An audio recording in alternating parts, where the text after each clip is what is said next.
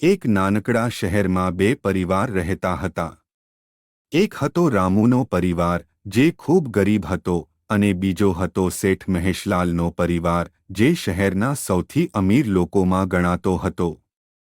બંનેના ઘરો વચ્ચે માત્ર એક રસ્તો હતો, પરંતુ તેમની જિંદગીઓ વચ્ચે જમીન આસમાનનો ફરક હતો. રામુ રોજ સવારે સૂર્ય ઉગે તે પહેલાં જ ઉઠી જતો. તે લોકોના ખેતરમાં કામ કરતો, ક્યારેક ઈંટો ઉઠાવતો તો ક્યારેક ઠેલો ચલાવતો.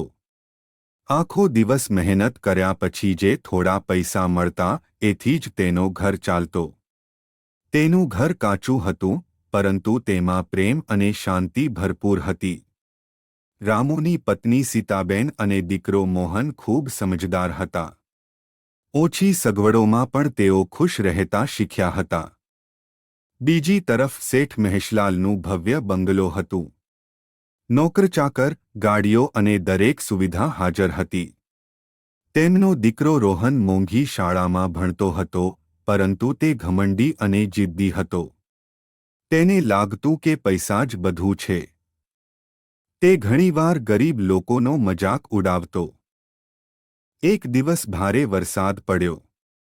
શહેરની ઘણી કાચી વસાહતોમાં પાણી ભરાઈ ગયું. રામુનું ઘર પણ પડી ગયું અને પરિવારના રહેવા માટે કોઈ જગ્યા ન રહી. રામુ પરિવાર સાથે રસ્તાની બાજુ બેઠો રહ્યો.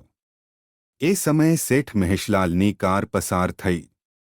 રામુને જોઈ શેઠે ગાડી રોકી.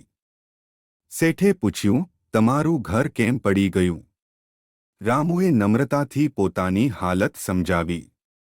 શેઠ થોડા સમય માટે ચૂપ રહ્યા અને પછી બોલ્યા, મારા ગોડાઉનમાં થોડી જગ્યા છે. ત્યાં તું અને તારો પરિવાર રહી શકો છો જ્યાં સુધી તુંની હાલત સુધરતી નથી. રામુને આ વાત સાંભળી આંખોમાં આંસુ આવી ગયા. તેણે આભાર માન્યો અને પરિવાર સાથે ગોડાઉનમાં રહેવા લાગ્યો. થોડા જ દિવસોમાં રામુએ ગોડાઉનની સાફસફાઈ કરી, તૂટી ગયેલી વસ્તુઓને સુધારી અને વ્યવસ્થા બનાવી. શેઠ મહેશલાલ રામુની મહેનત અને ઈમાનદારી જોઈ ખૂબ પ્રભાવિત થયા. એવી સ્થિતિ જોઈને રોહનને સમજાયું કે પૈસા વગર પણ માણસ ખૂબ સારો હોઈ શકે છે.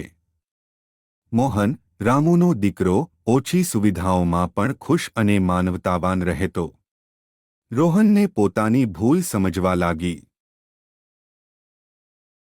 એક દિવસ પછી શેઠે રામુને પોતાના ધંધામાં કામ આપી દીધું.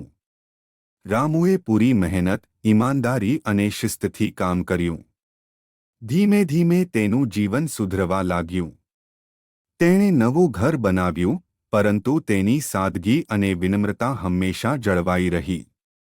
એક દિવસ શેઠ મહેશલાલે રોહનને સમજાવ્યું, બેટા, અમીરી પૈસાથી નહીં, તમારા સ્વભાવ, મહેનત અને આનિયતથી આવે છે. રામુ ગરીબ હતો, પરંતુ દિલથી ખૂબ અમીર હતો. આ ઘટના રોહન માટે જીવનભરનું પાઠ બની. તેણે રામુ પાસેથી માફી માંગી અને સપાટ જીવન જીવવા, મહેનત કરવા અને હંમેશા માનવતા જાળવવાની શપથ લીધી.